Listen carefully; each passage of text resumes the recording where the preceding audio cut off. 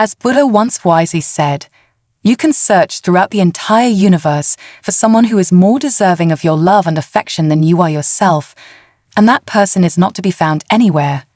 You yourself, as much as anybody in the entire universe, deserve your love and affection.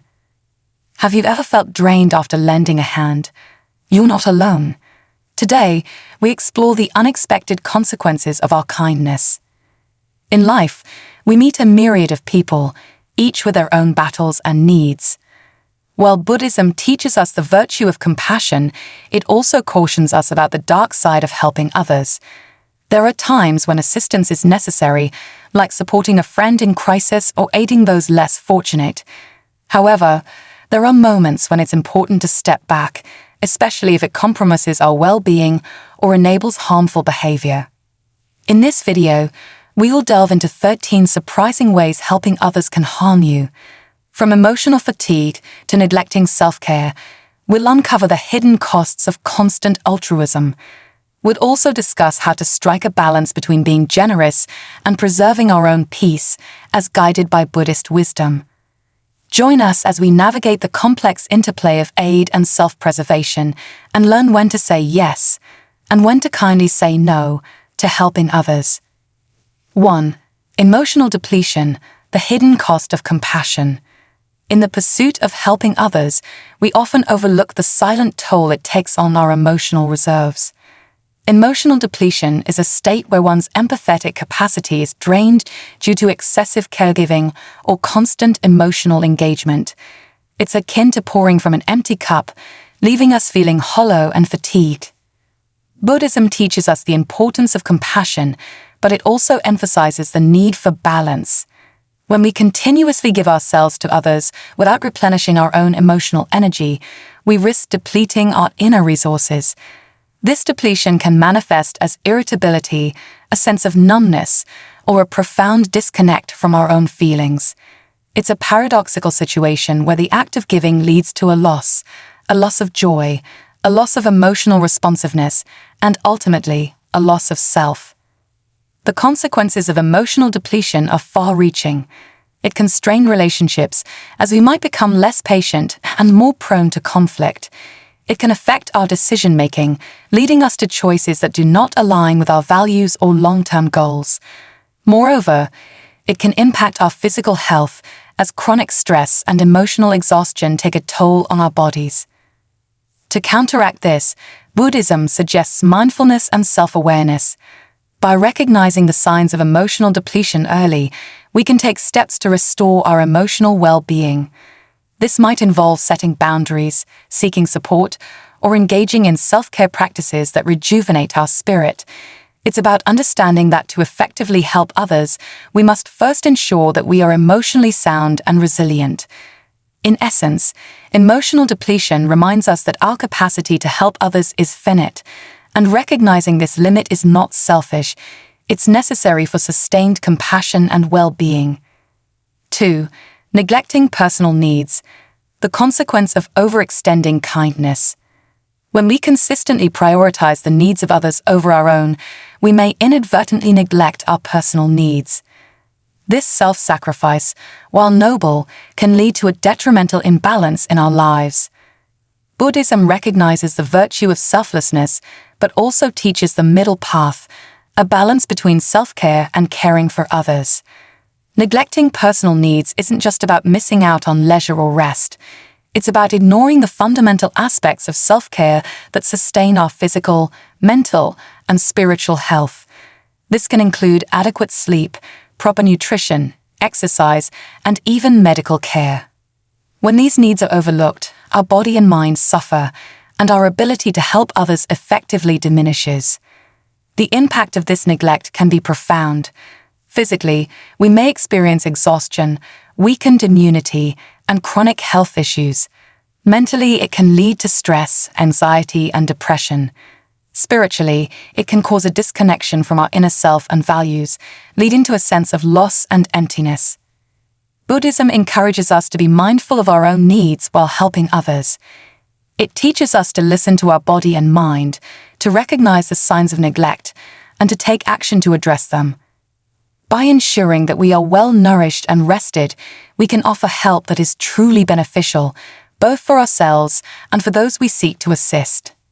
In essence, caring for oneself is not an act of selfishness. It is a necessary step to maintain the equilibrium that allows us to be compassionate and helpful without harming ourselves in the process. 3. Financial strain. The price of generosity.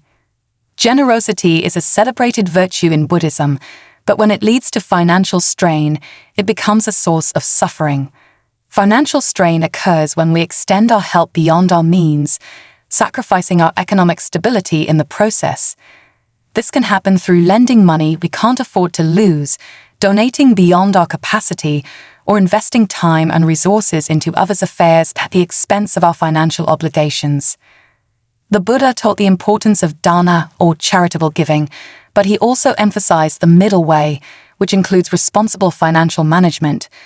When our generosity compromises our ability to provide for ourselves and our dependents, it's no longer a virtuous act but a path to hardship. Financial strain can lead to stress, anxiety, and a host of problems that ripple through our lives, affecting not just our present, but our future security as well. This strain isn't always apparent. It can start small and grow silently. It might begin with skipping a personal saving contribution to help a friend or dipping into emergency funds for a charitable cause. Over time, these decisions can lead to a precarious financial situation, leaving us vulnerable to unexpected expenses and life's uncertainties. To avoid this, Buddhism advises us to practice wise generosity. This means being mindful of our giving, ensuring that it doesn't harm our well-being or lead to resentment. By setting clear boundaries and prioritizing our financial health, we can continue to help others without jeopardizing our own stability. In summary, while giving is a noble deed, it must be balanced with financial wisdom to prevent the dark side of helping others from overshadowing the light of our compassion. 4. Unintended enabling. The paradox of excessive aid. Helping others is a core tenet of Buddhism, yet there's a fine line between support and enabling. Unintended enabling occurs when our assistance allows others to continue harmful behaviors or avoid the natural consequences of their actions. It's a paradox where our well-intentioned help might actually hinder someone's growth or recovery. The Buddha's teachings encourage us to act with wisdom and compassion. However, when our help removes the incentive for individuals to change or solve their own problems, it can become counterproductive. This form of enabling can lead to a cycle of dependency, where the person receiving help becomes reliant on external support instead of developing their own resilience and capabilities. Enabling can take many forms, from repeatedly bailing someone out of financial troubles to taking on responsibilities that rightfully belong to them. It can prevent individuals from learning valuable life lessons and from experiencing the personal growth that comes from overcoming challenges. To avoid unintended enabling, Buddhism suggests we practice discernment. This involves assessing whether our help is truly beneficial in the long term, or if it's merely providing short-term relief while perpetuating underlying issues. We must learn to offer support that empowers others to take responsibility for their lives, rather than support that keeps them in a state of helplessness. In essence, the dark side of helping others through enabling teaches us that true compassion sometimes means allowing others to face their own struggles so they can emerge stronger and more self-reliant. 5. Dependency Creation, the unseen trap of constant assistance. In the compassionate journey of helping others, we may inadvertently foster dependency, creating an unseen trap for both the helper and the helped. Dependency creation occurs when our continuous support prevents individuals from developing their own strength and self-sufficiency. It's a subtle process where the line between helping and hindering becomes blurred. Buddhist teachings advocate for helping others to alleviate suffering, but they also stress the importance of self-reliance and personal effort. When our help becomes a crutch that others lean on indefinitely, it can stifle their ability to stand on their own. This dependency not only limits their growth, but also places an undue burden on the helper, leading to a cycle of reliance that can be difficult to break. This form of dependency can manifest in various aspects of life, from financial aid to emotional support. It can discourage individuals from taking initiative, exploring solutions, or learning from their mistakes. Instead of empowering them, it can create a comfort zone that hinders progress and fosters a mindset that looks outward for solutions rather than inward. To prevent dependency creation, Buddhism encourages us to offer help that empowers and educates. This means providing tools and guidance that enable others to solve their problems and build their capabilities. It's about striking a balance between being supportive and encouraging independence. Ultimately, the dark side of helping others through dependency creation teaches us that the most compassionate form of help is that which promotes autonomy and resilience, allowing individuals to thrive on their own terms. 6. Resentment buildup, the unintended consequence of unbalanced giving. Offering help is a fundamental aspect of human kindness, but when it's not reciprocated or acknowledged, it can lead to resentment buildup. This is especially true when we overextend ourselves repeatedly without any form of appreciation or return. Resentment is a deep-seated feeling of being undervalued and taken for granted, and it can quietly take root in our hearts. In Buddhism, the practice of giving, known as dharma, is encouraged to be done selflessly and without expectation. However, even the most compassionate individuals can find themselves feeling resentful if their continuous efforts are met with indifference or entitlement. This resentment can poison our mental state, leading to bitterness and a loss of joy in helping others. The buildup of resentment is often a sign that our boundaries have been crossed. It indicates a lack of balance between our desire to help and the respect we receive in return. When we give too much of ourselves without safeguarding our emotional well-being, we risk becoming disillusioned with the very act of giving that once brought us fulfillment. To prevent resentment, it's important to set clear boundaries and communicate our expectations. While it's noble to help without seeking reward, it's also essential to ensure that our kindness is not exploited. Buddhism teaches us to find the middle way, where we can offer help without losing ourselves in the process. Ultimately, recognizing and addressing resentment allows us to continue helping others with a pure heart, free from the shadows of unacknowledged sacrifice. 7. Manipulation risk, the shadow side of altruism. Altruism can be a double-edged sword. While helping others is a noble pursuit, it can sometimes expose us to the risk of manipulation. This occurs when individuals or groups take advantage of one's willingness to help for their own benefit, often at the helper's expense. In such cases, the helper's good intentions are exploited, and their generosity is used as a tool for someone else's gain. Buddhism teaches us to be compassionate, but it also emphasizes the importance of wisdom. It's essential to discern the intentions of those we help and to recognize when our kindness is being manipulated. This can be challenging, as it requires us to question the sincerity of the recipient's need and to be vigilant against deceit. The consequences of falling prey to manipulation can be significant. It can lead to a loss of resources, time, and emotional energy. More importantly, it can erode trust and create cynicism, making us less likely to help others in the future. To guard against manipulation, we must learn to set boundaries and to say no when necessary. It's important to offer help that is empowering rather than enabling, and to be mindful of the potential for codependency. By being aware of the signs of manipulation and acting with both compassion and caution, we can ensure that our help is truly beneficial and not taken advantage of. In summary, while the desire to help others is commendable, it's crucial to be aware of the manipulation risks and to approach each situation with a balance of compassion and prudence. 8. Overcommitment stress, the burden of excessive promises. In our eagerness to help, we sometimes take on more than we can handle, leading to overcommitment stress. This form of stress arises when we promise too much of our time, energy, or resources, stretching ourselves thin across multiple obligations. The desire to be of service is commendable, but without limits, it can become a source of significant stress.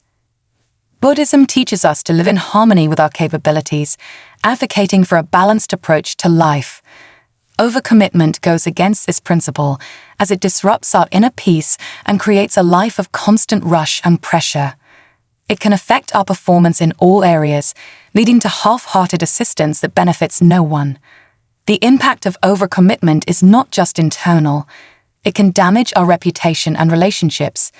When we fail to meet our promises, it erodes trust and can disappoint those we intended to help. It also sets an unsustainable precedent where others may come to expect the same level of involvement in the future. To avoid overcommitment stress, it's crucial to practice mindful acceptance of tasks. This involves assessing our current responsibilities and available bandwidth before agreeing to new commitments. It's about learning to say no or to delegate tasks when necessary.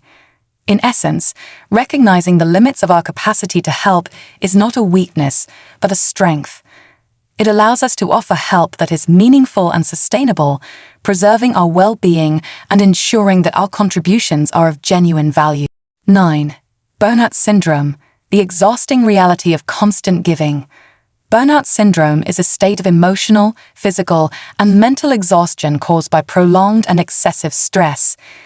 It often arises when we are overcommitted to helping others, leaving no time for self-care or rest.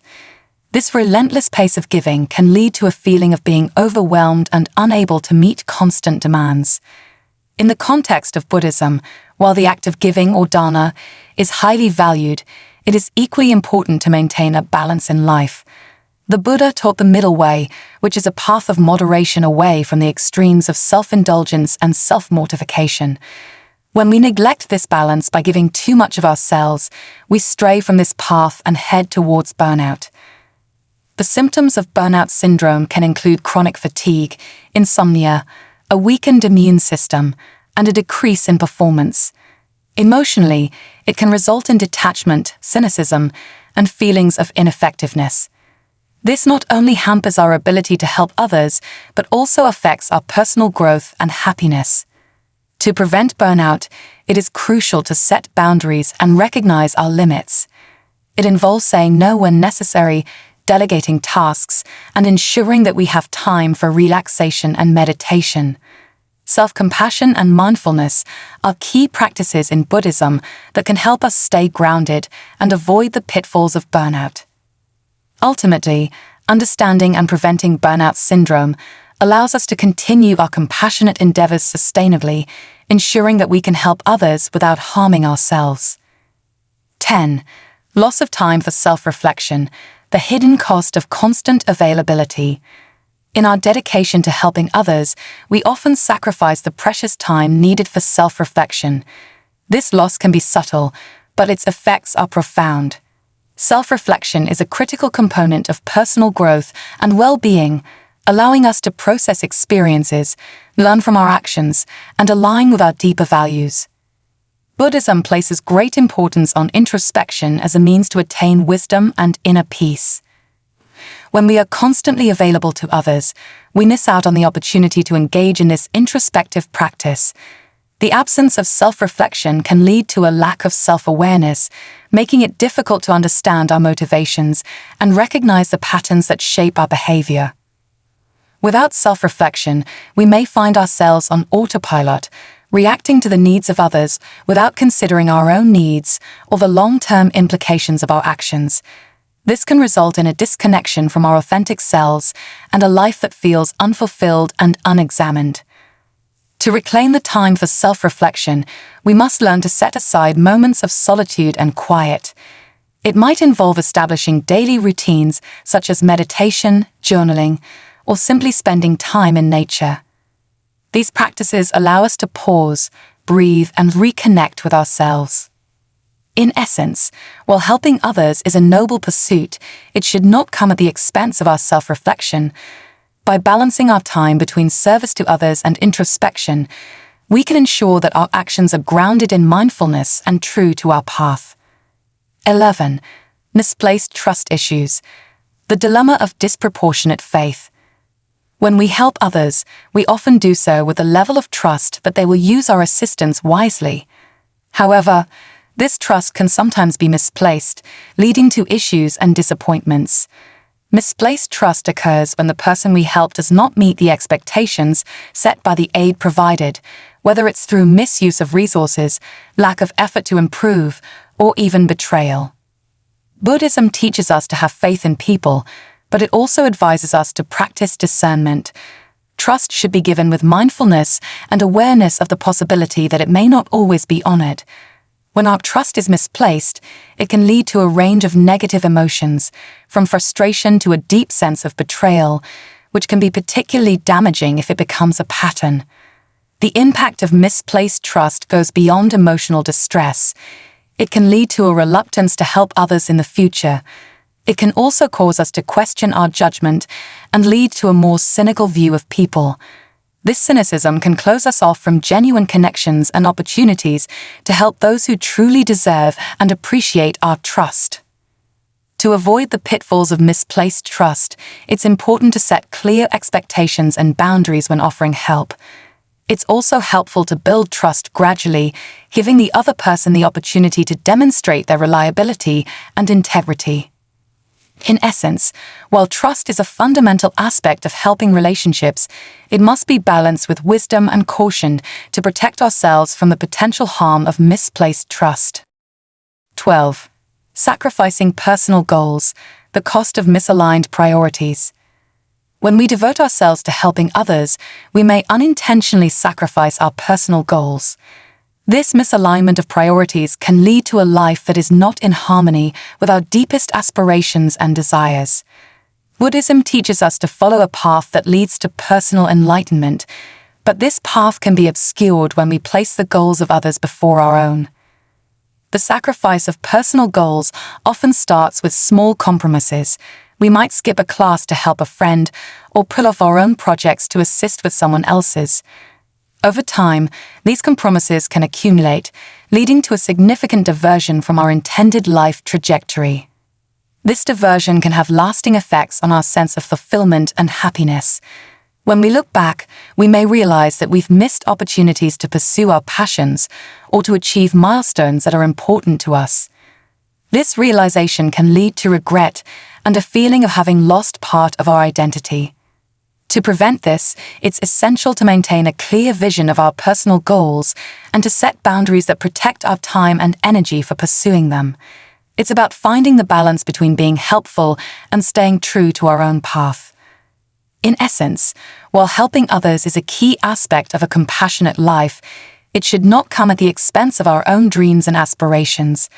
By ensuring that our personal goals are also a priority, we can lead a life that is both generous and personally rewarding. 13. Diminished self-esteem, the unseen impact of overgiving. Self-esteem is our internal sense of worth and value. It's a crucial element of our mental health and overall well-being. However, when we consistently put others' needs before our own, our self-esteem can suffer. This often happens when we derive our sense of worth solely from being needed or from the act of helping others, neglecting our own achievements and self-care. Buddhism teaches us about the importance of self-compassion and the dangers of attachment. When we become overly attached to the role of a helper, we risk defining our self-worth by how much we do for others. This can lead to a diminished sense of self-esteem when we're not able to help, or when our help is not acknowledged. The impact of this on our lives can be profound. We may start to feel that we're not good enough unless we're helping someone.